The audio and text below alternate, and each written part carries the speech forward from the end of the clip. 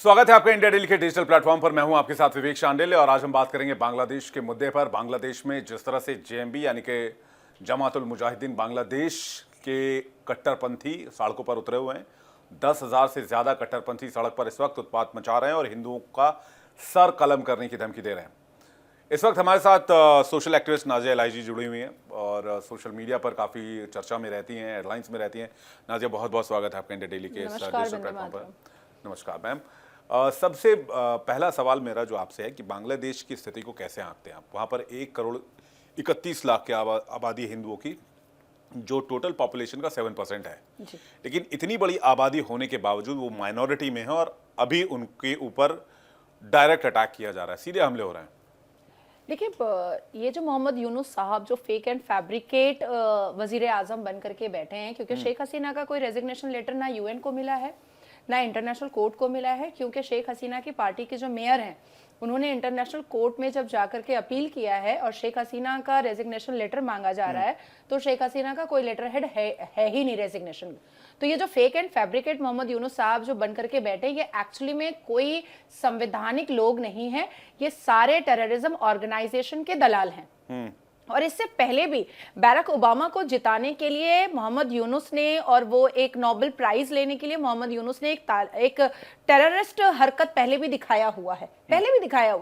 अभी मोहम्मद यूनुस का परिचय हम लोगों को देना चाहिए कि जमाते इस्लामी का दलाल, हरकतुल इस्लाम का दलाल, हिजबुत तहरीक का दलाल, जैश मोहम्मद का दलाल, एक सारे टेररिज्म ऑर्गेनाइजेशन जो अभी बांग्लादेश में हिंदुओं का सर तन से जुदा करने के लिए खूनी खेल खेल रही है, उन सब की दलाली करने के लिए मोहम्मद यूनुस एक ऊंचे पद पर बैठ करके और उसको इस्तेमाल कर रहा है, उसका मिसयूज कर रहा है। द सेकेंड थिंग इज कि मोहम्मद यूनुस और भी ज्यादा उत्तेजित हो गया है और भी ज्यादा वल्नरेबल हो गया है जब से डोनाल्ड ट्रंप की जीत हुई है, क्योंकि कहीं ना कहीं मोहम्मद यूनुस को यह फील हो चुका है कि शेख हसीना का रेजिग्नेशन लेटर मिला नहीं है और डोनाल्ड ट्रंप जीत गए हैं। और कहीं ऐसा ना हो कि 1971 में जब भारत अपने सहयोग से पाकिस्तान के हलक से बांग्लादेश निकाल करके दिलवा सकता है तो उसके 2 टुकड़े भी कर सकता है। लेकिन मेरा सजेशन मैंने डॉक्टर एस जयशंकर जी को भेजा है, थ्रू मेल भी भेजा है, और मैंने पर्सनली भी मिनिस्ट्री ऑफ एक्सटर्नल अफेयर में जाकर के एक पिटिशन भी दिया है कि बांग्लादेश को आर्मी कूप करे और उसके 2 भाग करे, जिसमें एक हिंद देश हो और एक बांग्लादेश हो। क्योंकि मान लेते हैं कि आने वाले 21 जनवरी डोनाल्ड ट्रंप के शपथ के बाद हो सकता है कि चीजें बेटर हो जाए या शेख हसीना फिर से पद पर बैठ जाए, लेकिन ये सारे जो हिजबुल मुजाहिदीन है, हरकतुल इस्लाम है, जमायत इस्लामी है, जैश मोहम्मद, आप ये कह रही हैं कि 1 करोड़ 31 लाख हिंदुओं का एक नया देश बनना चाहिए जिसमें इंडियन आर्मी कूप करके उसको सेफ और सिक्योर करे, जैसे बांग्लादेश का निर्माण हुआ था। एग्जैक्टली ठीक वैसे ही, क्योंकि तब भी तो हमारा भारत ही सहयोग किया था ना बंगाबंधु शेख मुजीबुर रहमान का। अदरवाइज बंगाबंधु शेख मुजीबुर रहमान में इतनी ताकत तो थी नहीं कि वो पाकिस्तान के हलक से निकाल करके ले आए। और देखिए, ये पाकिस्तान का एक और मुक्ति वाहिनी में भी नहीं थी, मुक्ति वाहिनी भी इतनी पावरफुल नहीं थी। और ये देखिए, ये पाकिस्तान एक इशू में आज से नहीं था, 1971 से था। वो इस फिराक में लगा हुआ था कि शेख हसीना या मुजीबुर रहमान की फैमिली में से अगर कोई हटता है तो पाकिस्तान वहां पर अपने टेररिज्म जितने भी दलाल हैं, जितने भी उसके पपेट हैं, वो वहां पर उतारेगा, अपने गुर्गे बिठाएंगे। एग्जैक्टली। तो ये मोहम्मद यूनुस पाकिस्तान का ही गुर्गा कह सकते हैं। हाँ, एकदम है। क्योंकि देखिए, 2017 में ढाका में एक मैदान है जिसका नाम आज भी पाकिस्तान मैदान है, और उसके सामने एक 7th फ्लोर की बिल्डिंग है जिसमें इंडियन करेंसी छप रही थी।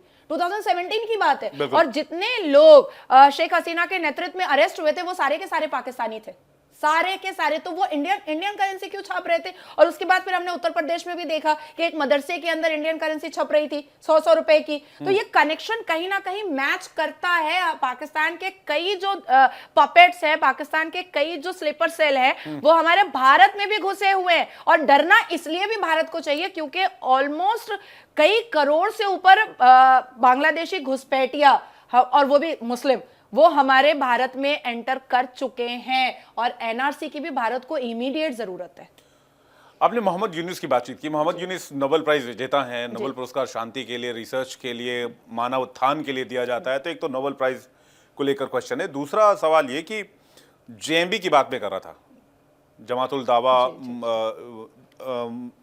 जमातुल मुजाहिदीन बांग्लादेश जेएमबी।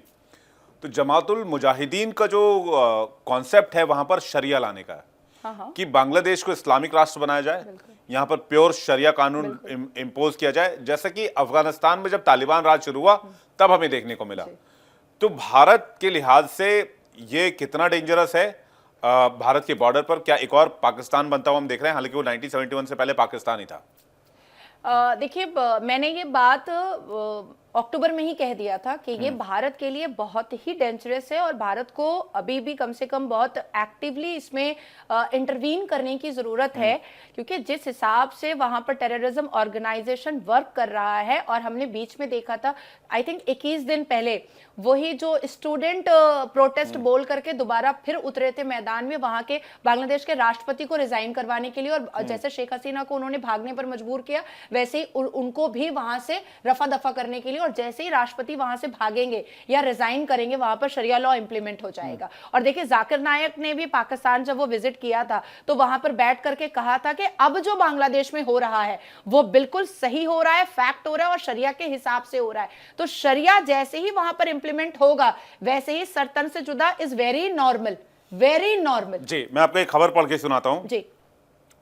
राजधानी ढाका में वहां के जो मोहम्मद यूनुस सरकार है, काम चलाऊ सरकार, जी, उनके घर के बाहर मौलानाओं ने तकरीर की। जी, बड़े बड़े इस्लामिक स्कॉलर वहां पर पहुंचे, बड़े बड़े उलेमा शामिल हुए। जी, पहले बांग्लादेश सचिवालय के आसपास इंसानी जंजीर बनाकर इस्कॉन पर पाबंदी लगाने की बात कही गई। जी, फिर इस्कॉन को आतंकवादियों की जमात बताया जी, और इस्कॉन मंदिर को काफिरों और दहशतगर्दों का अड्डा बताया। जी। इसके बाद मौलाना कहते हैं कि अगर इस्कॉन पर पाबंदी नहीं लगती है तो मुसलमान खुद इस्कॉन का खात्मा करेंगे और इस्कॉन के लोगों का सर कलम कर देंगे। तो ये एजेंडा क्या है? ये एजेंडा शरिया का है, इस्लाम का ही है, जो हमारी आसमानी किताब से आ रहा है। सूरह अल काफिरून में आप पढ़िएगा तो आपको समझ में आ जाएगा कि भाई सूरह अल काफिरून में साफ लफ्जों में लिखा हुआ है कि काफिरों को खत्म करना है और इस पूरी धरती पे फतह करना है। आप सोचिए ना, जैश ए मोहम्मद, इसका मतलब क्या होता है? मोहम्मद की सेना। लश्कर तैयबा, इसका मतलब क्या होता है? जो कलमा तैयब पढ़ते हैं उसकी लश्कर। जमात इस्लामी, जमातुल मुजाहिदीन का मतलब क्या है? ये एकत्रित होकर के जमात बना, मुजाहिदीनों का जमात। हाँ, जमात इस्लामी, इस्लाम के मानने वालों की जमात, हरकतुल इस्लाम, इस्लाम के मानने वालों की हरकतें। अब ये भी तो सोचिए ना कि ये जितने भी नाम हैं ये तो इस्लाम से जुड़े हुए हैं, प्रॉफिट मोहम्मद से जुड़े हुए हैं और अल्लाह से जुड़े हुए हैं ये सारे नाम। तो ये तो वही कर रहे हैं जो इन्होंने आसमानी किताब में पढ़ा है। इस पूरी पृथ्वी को मुसलमानों की पृथ्वी बनानी है। ये उम्मा का कॉन्सेप्ट है। एग्जैक्टली।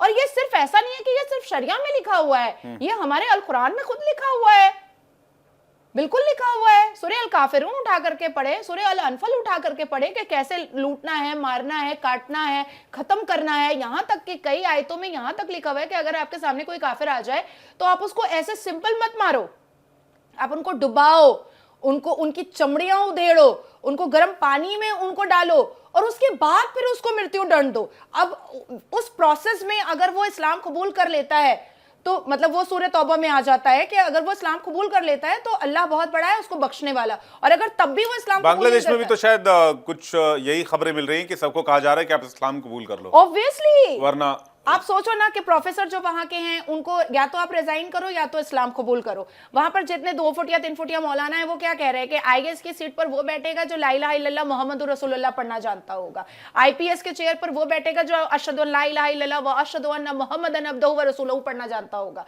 मतलब आपको क्रैक नहीं करना है एग्जाम, आपको कुछ नहीं जानना है। आपको अगर इस्लामी तालीम है तो आप बन सकते हैं, इस्लामिक कट्टरपंथी वाला नेचर आपके अंदर है तो आप वहां पर किसी भी पद पे बैठ सकते हो। हजारों लोग, हजारों हिंदुओं ने वहां रिजाइन करना पड़ा और मुझे ऐसा लगता है कि शायद 180 लोगों ने कन्वर्ट किया है इस्लाम में और अपने वो नौकरी में टिके रहे हैं नौकरी बचाने के लिए। हाँ, और बाकी लोगों ने रेजिग्नेशन किया है। हाँ? अब इसमें इसके दो पहलू हैं। बांग्लादेश में जो हो रहा है उस पर भारत सरकार का कंट्रोल नहीं है।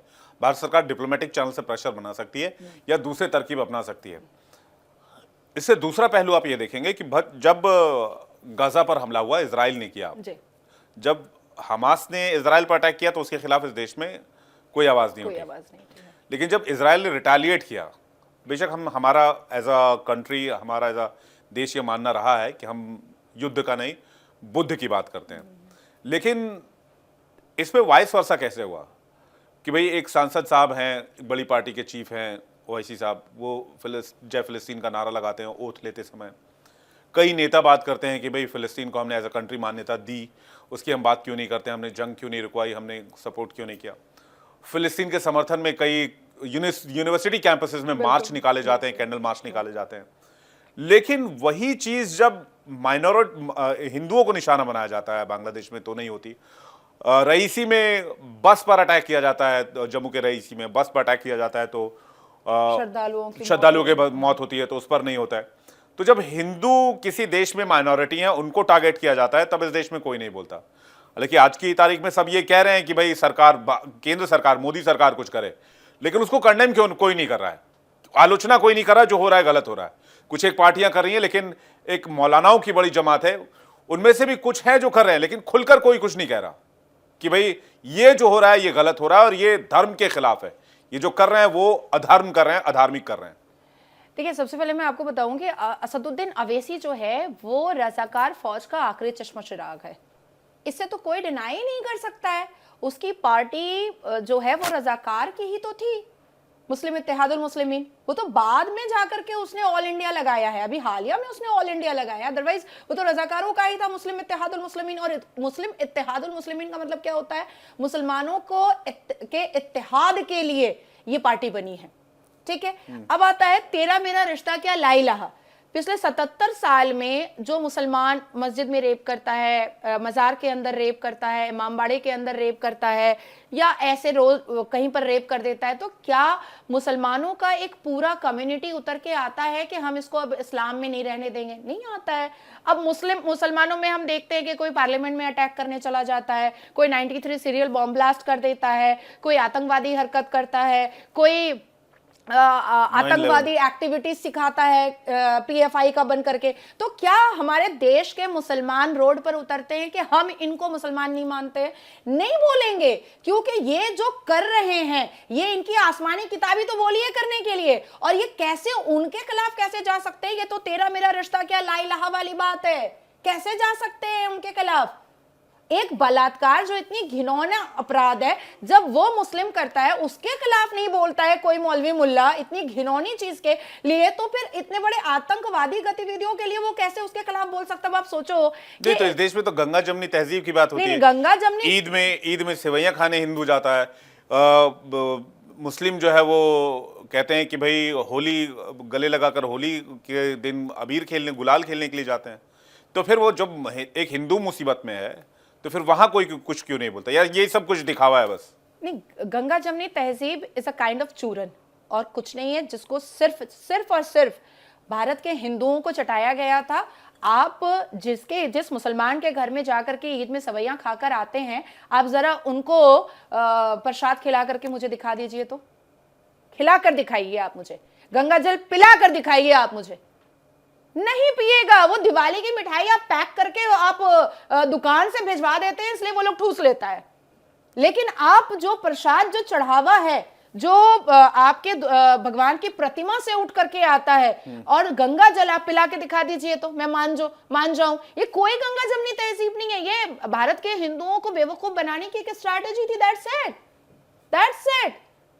ऑल आइज ऑन राफा लिख सकते हैं ये लोग, ऑल आइज ऑन फिलिस्तीन लिख सकते हैं, ऑल आइज ऑन बांग्लादेश नहीं लिख सकते हैं ये लोग। नहीं लिखेंगे, क्योंकि वहां पर टेररिज्म ऑर्गेनाइजेशन मोहम्मद यूनुस के नेतृत्व में जो कर रहा है वो इस्लाम के हिसाब से सही कर रहा है, इस्लाम के हिसाब से गलत नहीं कर रहा है। अब आज की स्थिति में क्या वहां के हिंदुओं के पास कोई ऑप्शन नहीं है? या तो वो कन्वर्ट हो जाए या मरने के लिए तैयार है। नहीं, मुझे ऐसा लगता है कि हिंदुओं को अब एकत्रित होना पड़ेगा, और जो एक स्लोगन योगी जी का था कि बटेंगे तो कटेंगे, ये बांग्लादेश के हिंदू या हमारे दुनिया में कहीं पर भी हिंदू मेजॉरिटी है, 3 मिलियन से ऊपर तो सऊदी अरबिया में भी है, तो हर जगह के हिंदुओं को ये स्लोगन रट लेना पड़ेगा कि बटेंगे तो कटेंगे। अब देखिए, आइस्कॉन टेम्पल के जो सबसे बड़े प्रभु थे, जिनको 14 दिन के लिए चिन्मय, उनके साथ भी मैं कई बार मैं लाइव पे बैठी, तो उनसे जब मेरी बात हुई तो मैंने यही कहा कि आप जो कर रहे हैं उससे मोहम्मद यूनुस डर रहा है। मोहम्मद यूनुस के डरने की एक और वजह है कि 21 जनवरी में, फिर से दोहरा रही हूं, 21 जनवरी के बाद हो सकता है कि मोहम्मद यूनुस सीधा डायरेक्ट जेल जाए। क्योंकि ना ही आदरणीय प्रधानमंत्री मोदी जी छोड़ने वाले हैं और ना ही डोनाल्ड ट्रंप छोड़ने वाला है मोहम्मद यूनुस को। मोहम्मद यूनुस एक टेररिस्ट है और वो एक स्लीपर सेल वाला काम कर रहा है। मोहम्मद यूनुस कोई पीस वाला वो नोबेल आदमी नहीं है वो। यानी कि 21 तारीख डेडलाइन इसे Exactly. 21 तारीख के बाद हालात Exactly. बदल सकते हैं। और आपने कहा कि बांग्लादेश में हिंदुओं को योगी जी के स्लोगन पर बिल्कुल थिंक करना चाहिए और उस पर अमल करना चाहिए। नाज़िया जी बहुत बहुत धन्यवाद, आप हमारे साथ स्टूडियो में आए, अपने बातचीत की और अपनी राय रखी। तो बांग्लादेश के हिंदुओं को अपनी सुरक्षा के बारे में खुद सोचना होगा अगर वहाँ पर यूनुस सरकार रह जाती है लंबे समय तक के लिए। हालांकि भारत की नज़र लगातार वहाँ की स्थिति पर बनी हुई है और भारत डिप्लोमेटिक चैनल से लगातार प्रेशर बनाने की कोशिश कर रहा है कि वहाँ की सरकार एक्शन ले। इस खबर पर हमारी नजर रहेगी। इस वीडियो को ज़्यादा से ज़्यादा लाइक, शेयर और सब्सक्राइब कीजिएगा और लोगों तक पहुँचाइएगा। डिजिटल कंटेंट में फिलहाल इतना ही, फिर मुलाकात होगी।